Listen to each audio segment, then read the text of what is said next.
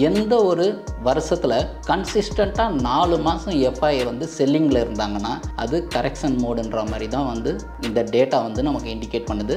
October 2021 FI selling வந்து 25,572 crores 25,572 crores வந்து sell பண்ணியிருக்காங்க.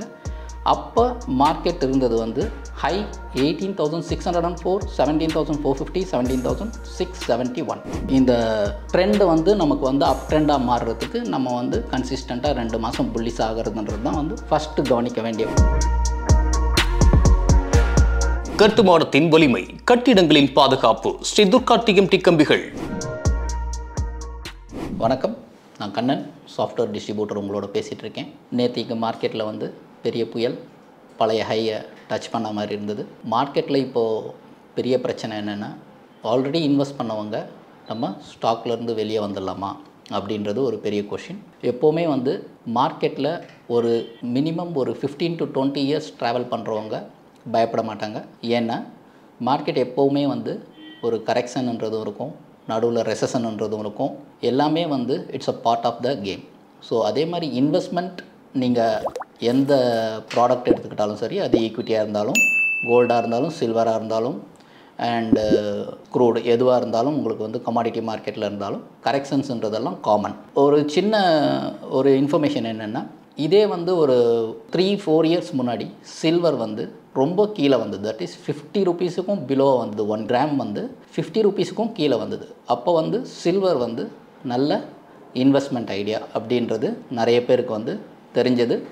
ருட்டீனாக மார்க்கெட்டில் இருக்கவங்களுக்கு, பிகாஸ் 100லேருந்து 50 ரூபீஸ் வரும்போது அந்த இடத்துல இன்வெஸ்ட்மெண்ட் ஐடியா அப்படின்றது நமக்கு கொஞ்சம் புரியும். ஸோ அதனால் நம்ம எப்போவுமே வந்து மார்க்கெட்டில் கரெக்ஷன் பீரியடை வந்து நம்ம வந்து பணம் இருக்கும் பட்சத்தில் நம்ம வந்து அதை வந்து இன்வெஸ்ட்மெண்ட்டுக்கு பயன்படுத்திக்கலாமான்னு தான் திங்க் பண்ண தவிர ரொம்ப பயப்படக்கூடாது. அதனால் மார்க்கெட் ஃபால் எங்கே வரைக்கும் போகும் அப்படின்றதும் ஒரு ஐடியா நமக்கு இருந்தால் ஆல்வேஸ் பெட்டர். ஏன்னா இங்கேருந்து மார்க்கெட் விழுந்துகிட்டே இருக்குது, எவ்வளோ தூரம் போகும் அப்படின்றது தெரியும் போது நம்மளுக்கு வந்து ஒரு கிளாரிட்டி வரும். ஸோ எந்த இடத்துலேருந்து நம்ம இன்வெஸ்ட்மெண்ட்டை ஸ்டார்ட் பண்ணலாம் அப்படின்ற மாதிரி ஐடியா வரும். பேசிக்காக வந்து 2 விஷயந்தான். மார்க்கெட் எவ்வளோ தூரம் போகுன்றது யாராலையும் கணிக்க முடியாது. பட் நம்ம வந்து இந்த இடத்த போகுன்றதை வந்து டிசைட் பண்ணலாம். நம்மளோட டெசிஷன் இருக்கலாம், இந்த இடம் வரைக்கும் வரலாம் அப்படின்றத டிசைட் பண்ண முடியும். பட் அந்த இடத்துக்கு கம்பல்சரியாக வரணுன்றதெல்லாம் கிடையாது. ஸோ இன்வெஸ்ட்மெண்ட் ஸ்ட்ரக்சரில் இப்போ இருக்கிற மார்க்கெட்டில் இன்வெஸ்ட் பண்ணணும்னு நினைக்கிறவங்க ஒரு சர்டன் பர்சன்டேஜ் ஆஃப் மக்கள் இருப்பாங்க. அவங்களுக்கு என்னோடய சஜஷன் என்னென்னா, ஆன் மந்த்லி பேசிஸில் நல்ல ஒரு ஸ்டாக்கை நல்ல ஒரு செக்டார்லேருந்து நம்ம வந்து எடுத்துக்கிட்டு அதை வந்து keep on investing by month on month அப்படின்ற மாதிரி நீங்கள் உங்களோட இன்வெஸ்ட்மெண்ட்டை வந்து ஸ்ப்ளிட் பண்ணும்போது டெஃபினட்டாக வந்து ரிசல்ட் நல்லாயிருக்கும். நாம் வந்து இப்போது இந்த வீடியோவில் ஒரு கன்க்ளூஷன் கொண்டு வர போகிறோம். மார்க்கெட் எவ்வளோ தூரம் வரும்ன்றத ப்ரீவியஸ் ஹிஸ்ட்ரியை வச்சு. ஸோ அந்த ஜோனுக்கு வரும்போது கொஞ்சம் இன்வெஸ்ட்மெண்ட்டை வந்து ஸ்ட்ரென்தன் பண்ணிக்கலாம். அதனால் நம்ம மார்க்கெட்டுக்கு ரொம்ப யோசனை பண்ண தேவையில்லை. நம்ம வந்து காமாக இருந்தால் போதும், பேஷன்ஸாக இருக்கணும், ரொம்ப நம்மளை போட்டு குழப்பிக்கக்கூடாது. அண்ட் இப்போது இன்றைக்கி நம்ம பேச போகிற விஷயம் என்னென்னா, எஃப்ஐஐ செல்லிங் வந்து கன்சிஸ்டண்ட்டாக நடந்துகிட்ருக்கு. ஸோ இந்த எஃப்ஐஐ செல்லிங் இதுக்கு முன்னாடி எங்கே நடந்திருக்கு, அது எந்த மாதிரி நடக்கும்போது கரெக்ஷன் வந்திருக்கு அப்படின்றதையும், இப்போது நம்ம எந்த மோடில் இருக்கோம் அப்படின்றதையும் பார்த்துட்டு இதில் எவ்வளோ பர்சன்டேஜ் ஃபால் வந்து எக்ஸ்பெக்ட் பண்ணலாம், கரண்ட் மார்க்கெட்டுக்கு எவ்வளோ பர்சன்டேஜ் ஃபாலை எக்ஸ்பெக்ட் பண்ணலான்றத ப்ரீவியஸ் ஹிஸ்ட்ரியை வச்சு நம்ம ஒரு கன்க்ளூஷனுக்கு வரப்போம் நிஃப்டிக்கு. அதுக்காக தான் இந்த வீடியோ. ஸோ வீடியோக்குள்ளே போவோம். முதல்ல எஃப்ஐ செல்லிங் வந்து நான் இப்போ எடுத்திருக்கிற டேட்டா வந்து அக்டோபர் 2021 ஒரு அனாலிசிஸுக்காக எடுத்திருக்கேன். அக்டோபர் 2021 எஃப்ஐ செல்லிங் வந்து 25,572 crores 25,572 crores வந்து செல் பண்ணியிருக்காங்க. அப்போ மார்க்கெட் இருந்தது வந்து ஹை 18,604, 17,450, 17,671. நவம்பர் 21 அகெயின் 39,901 crore வந்து மறுபடியும் செல் பண்ணியிருக்காங்க. அந்த நேரத்தில் market 18,210 high, 16,782 low, 16,983 close. So இதில் பார்த்திங்கன்னா higher low, lower low and lower close, இந்த மூணுமே வந்து நெகட்டிவில் இருக்குது. December 2021 again market FI sell பண்ணியிருக்கிறது 35,493 crore. அங்கேயும் market 17,639 high, 16,410 low, 17,354 close.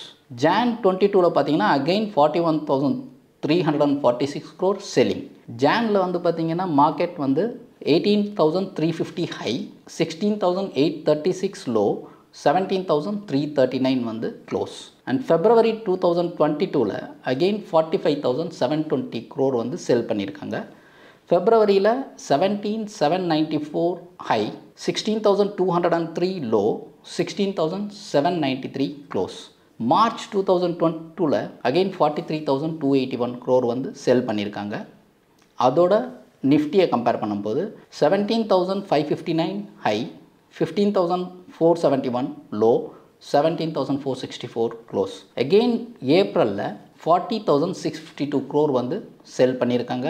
Market 18,114 high, 16,824 low, 17,102 வந்து க்ளோஸ். மேலே அகெயின் sold 54,292 crore. இண்டெக்ஸ் நம்ம நிஃப்டி 17,132 ஹை, 15,735 லோ, 16,584 வந்து க்ளோஸ். ஜூன் 22ல் அகெயின் 58,112 crore வந்து செல் பண்ணியிருக்காங்க. 16,793 ஹை, 15,183 லோ, 15,780 வந்து க்ளோஸ். ஸோ இந்த சார்ட் உங்களுக்கு காமிக்கும் போது உங்களுக்கு தெரியும் எங்கெங்கெல்லாம் நான் க்ரீனில் மார்க் பண்ணியிருக்கணும் அது மட்டும் higher close, higher low and higher high அந்த ஒரு மந்த்துக்கு மட்டும் இருக்கும். ஸோ இந்த கன்க்ளூஷன் என்னன்னு பார்த்தீங்கன்னா ஜூலை 2022 என்ன பண்ணியிருக்காங்கன்னா -6,567 crore. ஸோ இது வந்து சிங்கிள் டிஜிட்டுக்கு வந்திருக்கு. 6,567 கோடி வந்து செல் பண்ணியிருக்காங்க அப்போ ஜூலை 22ல். பட் மார்க்கெட் 17,172, 15,511, 17,158 அது வந்து பார்த்திங்கன்னா 3 வந்து ஹையில் க்ளோஸ் ஆகிருக்கு. That is July. பட் செல் பண்ணியிருக்கிறது 6,567 கோடி. ஆகஸ்ட் 2022ல் பார்த்திங்கன்னா பை பண்ணியிருக்காங்க ஃபர்ஸ்ட் மந்த். அது வந்து 22,025 crore வந்து பை பண்ணியிருக்காங்க. அப்போது நிஃப்டி வந்து 17,992, 17,154, 17,759. ஸோ இதுவும் வந்து பார்த்திங்கன்னா higher high, higher low, higher close. So இது கன்க்ளூஷன் என்னென்னா சொல்ல வர பாயிண்ட்டு, இந்த மாதிரி நம்ம வந்து கன்சிக்யூட்டிவாக செல்லிங் இருந்துகிட்டே இருக்கும்போது ஏதாவது ஒரு மாதத்தில் monthly on close basis higher high, low கம்மியாக இருந்தாலும் பரவாயில்ல, close must be higher. So மந்த்லியில் க்ளோஸ் ஜாஸ்தி இருக்கணும், ப்ரீவியஸ் மந்த்தை விட ஹையும் ஜாஸ்தி இருக்கணும். அதுக்கு அடுத்த மாதம் அதே மாதிரி ஹை ஜாஸ்தி இருக்கணும், க்ளோஸ் ஜாஸ்தி இருக்கணும் அண்ட் லோவும் ஜாஸ்தி இருக்கும்போது கன்சிக்யூட்டிவாக 2 months நமக்கு வந்து நிஃப்டி வந்து மந்த்லி புல்லிஸாக வரும்போது இது வந்து டெஃபினட்டாக ரிவர்சல் ப்ராபபிலிட்டி அப்படின்றதுக்கு தான் வந்து இதை நான் எக்ஸ்பிளைன் பண்ணேன். இதை சார்ட்டில் வந்து நான் உங்களுக்கு வந்து போட்டிருக்கேன். அந்த சார்ட்டில் வந்து பார்த்திங்கன்னா அக்டோபர் 2021 இப்போ நான் டேட்டா ரீட் பண்ணேன். ஜூன் 2021 மார்க்கெட் வந்து லோ பஞ்ச் ஆகிருக்கு. அதுக்கப்புறம் 2 consistent month July and August. அந்த ஜூலை அண்ட் ஆகஸ்ட்டில் தான் வந்து ஜூலையில் 6,000 கோடி செல் பண்ணியிருந்தாலும் நிஃப்டி வந்து மந்த்லி வந்து ஹை ஃபார்ம் பண்ணியிருக்கு. ஆகஸ்ட்டில் அவங்க வந்து பை பண்ணிட்டாங்க கம்ப்ளீட்டாக. பை பண்ணதில் அகெயின் ஹையர் ஹை ஃபார்ம் பண்ணியிருக்கு. ஸோ இந்த கன்க்ளூஷன் என்னென்னா 2 கன்சிக்யூட்டிவ் மந்தில் நம்மளோட நிஃப்டி மந்த்லியில் higher high, higher low and higher close form ஆகும் பட்சத்தில் டெஃபினட்டாக வந்து மார்க்கெட்டில் வந்து ட்ரெண்ட் ரிவர்சலுக்கு ப்ராபபிலிட்டி இருக்கிறதுன்றது இது என்னோட ஓன் பெர்ஸ்பெக்டிவில் நான் சொல்கிறேன். இது மாதிரி தான் நடந்திருக்கு. இந்த மாதிரி 2 மாதம் வந்து ஆன் மந்த்லி பேசிஸில் புல்லிஸ் வரும்போது மார்க்கெட் வந்து பாட்டம் வந்து ஃபார்ம் ஆயிடுச்சுன்ற மாதிரி நம்மளுக்கு ஒரு கன்ஃபர்மேஷன் கிடைக்கும். ஸோ அதுக்காக தான் இங்கே சார்ட்லேயும் நான் போட்டிருக்கேன். அதையும் அவங்க வந்து உங்களுக்கு வியூ காமிக்கும் போது ஈஸியாக இருக்கும். இதில் என்ன சொல்லியிருக்கேன்னா 2021 அக்டோபர் 2021 ஹை வந்து 18,604, லோ வந்து 15,183 June 2022 low. The difference between high and low வந்து 3,421 points. So 2021 to 2022 ஃபால் ஆகிருக்கிற பர்சன்டேஜ் நிஃப்டி 18 to 19%, 18%லேருந்து 19% விழுந்திருக்கு. ஸோ இந்த மாதிரி இண்டெக்ஸ் வந்து 20%க்கு உள்ள 18 to 19% விழுந்திருக்கு. ஸோ இந்த இந்த ஃபார்மேட்டில் இப்போ நடந்துட்டு இருக்கிற விஷயம் என்னென்னா செப்டம்பரில் எஃப்ஐ வந்து 12,611 crore வந்து பையிங் இருக்குது. ஸோ மார்க்கெட் வந்து டாப் அடித்தது அப்போ தான் 26,277 ஹை, 24,753 லோ, 25,810 வந்து க்ளோஸ். ஸோ அக்டோபர் 2024 1,14,445 crore வந்து அவங்க செல் பண்ணியிருக்காங்க. இது வந்து இப்போது பார்த்த வரைக்கும் ஹிஸ்ட்ரியிலே இல்லாதது. 1,14,445 வந்து ஹிஸ்ட்ரியிலே இல்லாதது. அது வந்து எக்ஸ்ட்ரீம்லி ஹை வேல்யூவேஷனில் வந்து செல் ஆகிருக்கு. அதுக்கு தான் வந்து அதை வந்து ப்ராஃபிட் புக்கிங்காக இருக்கலாம், ஹையர் வேல்யூவேஷனாக இருக்கலாம், நம்ம எப்படி வேணால் எடுத்துக்கலாம் அதை. பட் ஓவராலாக இவங்க 35,000 45,000 விற்றுட்டு இருந்தது போய் 1,14,445 கோடி, 1,14,445 கோடி வந்து அக்டோபர் 24 விற்றுருக்கிறதால மார்க்கெட் 25,907 ஹை ஆகிடுச்சு. 24,073 வரைக்குமே மார்க்கெட் விழுந்தது. தட் இஸ் 2,200 பாயிண்ட் வந்து அங்கேயே நம்மளுக்கு வந்து எரோட் ஆச்சு. 24,205 க்ளோஸ் ஆச்சு. அடுத்து November again selling. So November செல்லிங்கில் 45,974 crore வந்து செல் பண்ணியிருக்காங்க. ஹை வந்து 24,537, லோ 23,263, க்ளோஸ் 24,131. டிசம்பரில் பார்த்தீங்கன்னா அகைன் 16,982 crore வந்து செல் பண்ணியிருக்காங்க. ஹை வந்து 24,857, 23,460 லோ, 23,644 வந்து க்ளோஸ். ஜான் 2025 அகைன் 87,374 crore வந்து செல் பண்ணியிருக்காங்க. ஜான்லேயும் வந்து ஹெவி செல்லிங் தான் when compared to November and டிசம்பரை கம்பேர் பண்ணும்போது ஜான் வந்து அப்படியே டபுள் மறுபடியும் வந்து செல் பண்ணியிருக்காங்க. ஸோ மார்க்கெட் வந்து ஹை வந்து 24,226 வந்தாச்சு. 22,786 லோ வந்திருக்கு. 23,508 க்ளோஸ் ஆகிருக்கு. ஆன் ஃபெப்ரவரி இப்போ கரண்ட் மந்த் இப்போ வரைக்கும் 33,527 கோடி வந்து செல் பண்ணியிருக்காங்க.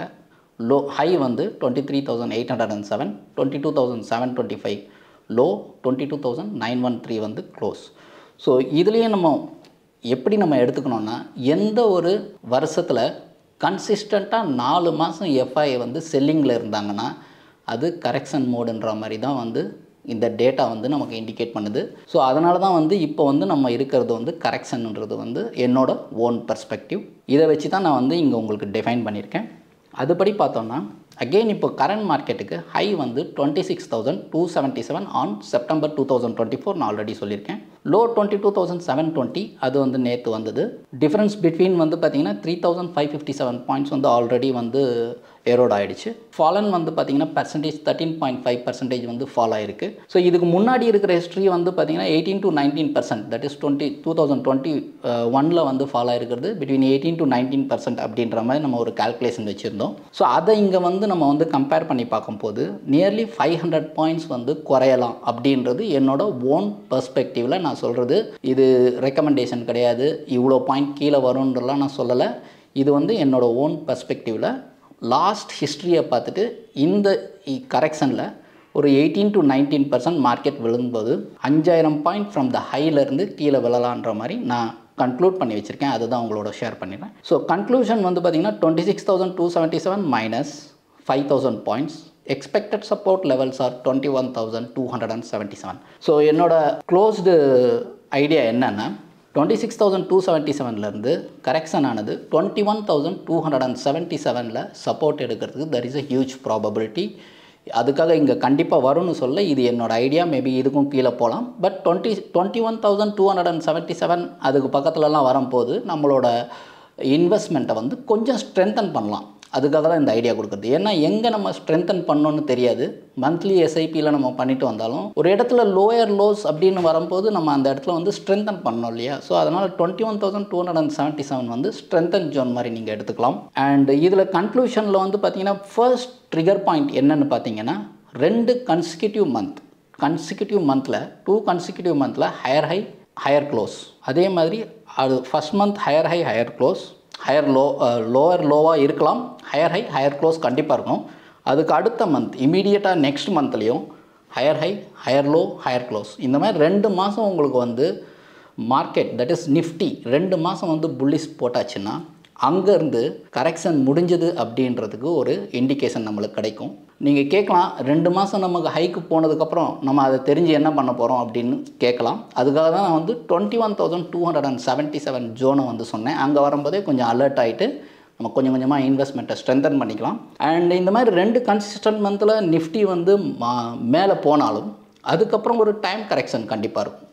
ஸோ பிட்வீன் இந்த 2 மாதத்தோட ஹை அண்ட் இந்த 2 மாதத்தோட லோ, அந்த ரெண்டுத்துக்கும் நடுவில் ஒரு கன்சாலிடேஷன் ஜோன் வரும். அந்த கன்சாலிடேஷன் ஜோன் வந்து ஒரு டைம் கரெக்ஷன் மாதிரி நம்ம யூட்டிலைஸ் பண்ணிவிட்டு எதெல்லாம் வந்து நல்ல ஸ்டாக்ஸ், எதெல்லாம் நல்ல செக்டார் அப்படின்றதெல்லாம் பார்த்துட்டு ஃபண்டமெண்டல்ஸ்லாம் செக் பண்ணிவிட்டு நம்ம வந்து இன்வெஸ்ட்மெண்ட்டை அங்கே ஸ்ட்ராங் பண்ணிக்கலாம். ஸோ இதுதான் வந்து என்னோடய கன்க்ளூஷன். ஸோ ஐ திங்க் இந்த ட்ரெண்டு வந்து நமக்கு வந்து அப் ட்ரெண்டாக மாறுறதுக்கு நம்ம வந்து கன்சிஸ்டண்ட்டாக 2 மாதம் புல்லிஸ் ஆகிறதுன்றது தான் வந்து ஃபஸ்ட்டு கவனிக்க வேண்டிய பாயிண்ட்டு. இது கம்ப்ளீட்லி இந்த ஐடியா கம்ப்ளீட்டாக வந்து நம்ம நியூஸ் கஃபே வியூவர்ஸுக்கு என்னோட ஓன் பெர்ஸ்பெக்டிவ் ஐடியா தான். இதை யாரும் வந்து ஃபாலோ பண்ணியோ ரெக்கமெண்டேஷன் ஒன்று எடுத்துக்க வேண்டாம். And not a SEBI registered analyst. அதுக்கப்புறம் இதெல்லாமே வந்து பார்த்திங்கன்னா எஃப்ஐஐ டேட்டாவை ரீட் பண்ணி தான் உங்களுக்கு ஒரு பாயிண்ட்ஸாக கொடுத்துருக்கேன்.